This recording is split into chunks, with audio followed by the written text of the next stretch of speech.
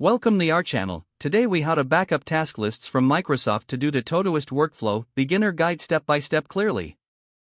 To begin, open Microsoft To Do on your device. Locate the task list you want to backup. Click on the three dots in the upper right corner of the task list. Select Export from the drop-down menu. Choose the file format you'd like to export. Save the file to a location on your computer that you can easily access. Next, open Todoist on your device. Log into your Todoist account if you are not already logged in. Navigate to the project where you want to import your tasks. Click on the three dots in the upper right corner of the project. Select Import from the drop-down menu. Find the file you exported from Microsoft To Do.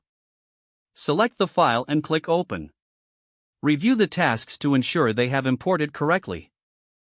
Make any necessary adjustments to the tasks in Todoist. Set due dates and priorities as needed.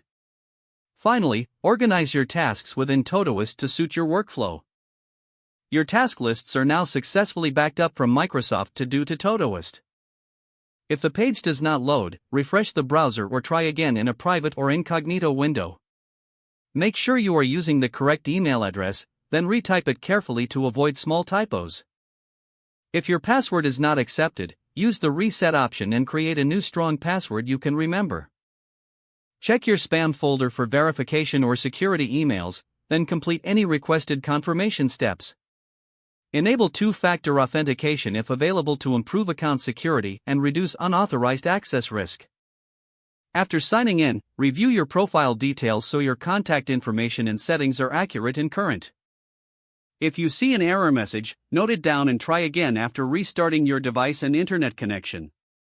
Log out when you finish, especially on shared devices, to keep your account and payment information secure.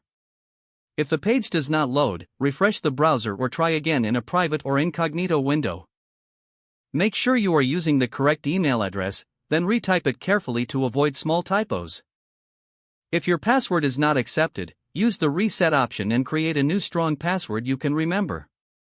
Don't forget to like this video and subscribe to our channel for more step-by-step tech guides.